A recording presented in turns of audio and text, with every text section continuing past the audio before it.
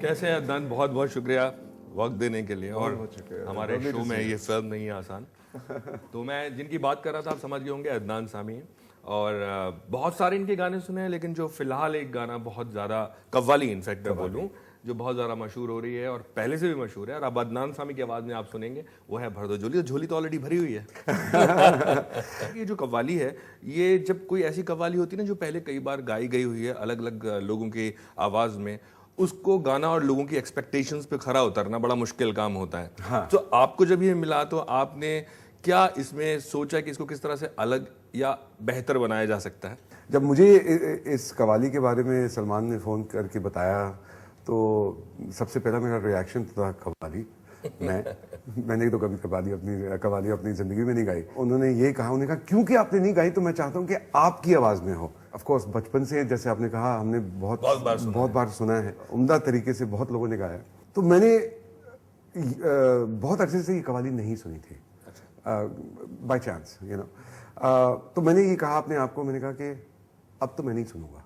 अच्छा। हाँ, कहीं फिर वो एक हो जाता है ना कि आप कोशिश करते हैं कि वो दिमाग में आ जाती है, उन्हीं सुरों पे चले। एग्जैक्टली। तो उसके बाद फिर मैंने जब मैं स्टूडियो में आया तो जब मैंने सुना कि किस सुर में, ऑक्टेव में इन्होंने इस कवाली को बांधा है, तो इतना ऊंचा सुर था कि मैंने अपनी पूरे करियर जिंदगी में इस सुर में नहीं गाया। और मैं उस चीज पे, बल्कि सलमान का मुझे फोन आया, bro what about the pitch, do you think you will be able to do the pitch? तो मैंने कहा लेट मी सी यार, let's give it a shot, you know. सबसे जरूरी चीज ये है कि जिस तरीके से लोगों ने सराहा, उन्होंने इस चीज को, इस कवाली को बहुत प्यार दिया है और मैं उनका बहुत मशहूर हूँ इस चीज पे। आपने अंदाज जो है सुर में तो लगाया ही, आपने स्क्रीन पे भी लगाया। हाँ, वो बात। और ये नया अंदाज आप लोग देख ही रहे हैं। लग रहा है Adnan. Thank you, thank you.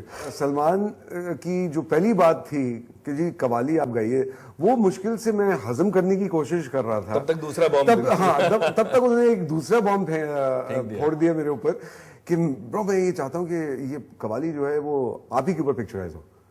मैंने कहा यार मुझे कवाल बनाओगे अब, लेकिन सलमान के साथ ऐसी दोस्ती है कि मैं कभी सलमान को ना किसी चीज के लिए नहीं कह सकता। के साथ क्या, मुझे लगता है दोस्ती किसके साथ नहीं है, वो मैं कैमरे पे दिखा दूंगा क्योंकि बहुत सारे फोटोग्राफ्स आपके यहाँ पे घर पे लगे हुए हैं। 69 की आपकी पैदाइश है जी। और वो जमाना था जब पंचम दा और बाकी जो सिंगर से लक्ष्मीकांत प्यारेलाल वो सब आ रहे थे, लेकिन यहाँ पे एक रिकॉर्ड लगा हुआ है, वो रिकॉर्ड आला मारा का, जिसकी रील तक नहीं है आज की डेट में, वो आपने रिकॉर्ड रखा हुआ है। वो चलता है? ऑफ कोर्स चलता है, एब्सोल्युटली चलता है। सारे गाने उसमें जितने, हाँ बिल्कुल चलता है। ये सारे जो रिकॉर्ड्स हैं, ये सारे मतलब इधर जेन्युइन रिकॉर्ड्स। आला मारा की आपने बात की जी, फर्स्ट टॉकी जी, फर्स्ट टॉकी, वही मैं बोल रहा हूँ कि इसकी तो रील तक नहीं है। हाँ, फर्स्ट टॉकी तो उसका तो हक बनता है, बिल्कुल बनता है। अगर आपने यही देख के शौक हुआ मैं कि जिसकी हिंदुस्तान में फिल्म तक नहीं है, रील नहीं है, उसका रिकॉर्ड। और मैं आपको बताऊं कि वो जो पोस्टर भी लगा हुआ है ना रिकॉर्ड का, वो भी आपको कहीं नहीं मिलेगा। ना, this is an original print. All of these are not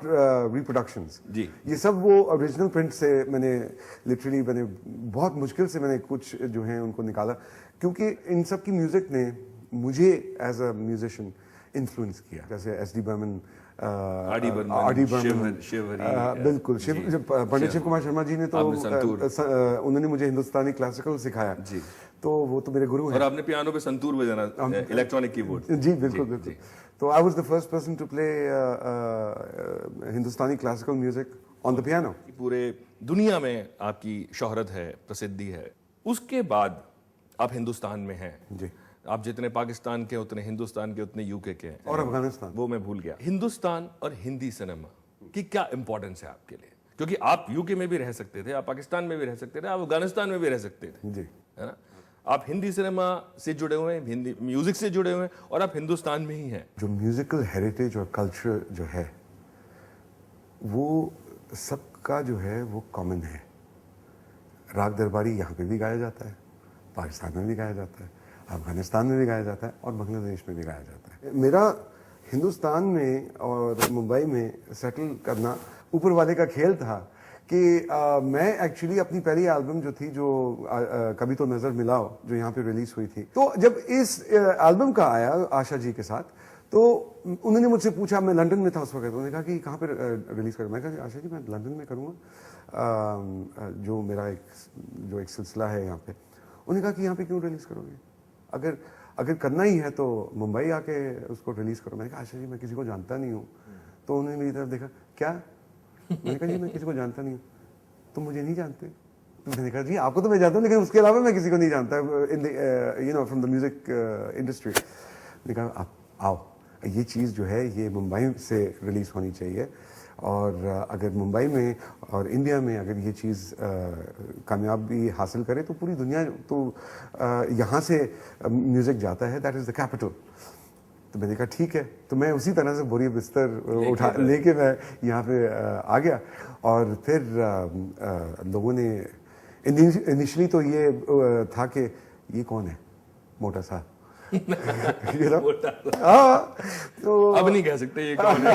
मतलब कि मैं हमेशा आशा जी का एहसानमंद हूँ इस बात पे कि उन्होंने जिस तरीके से मेरे हाथ को पकड़ा उस समय, मुझे वो बूस्ट आशा जी की वजह से मिला। तो फिर उसके बाद तो लिफ्ट हो गई।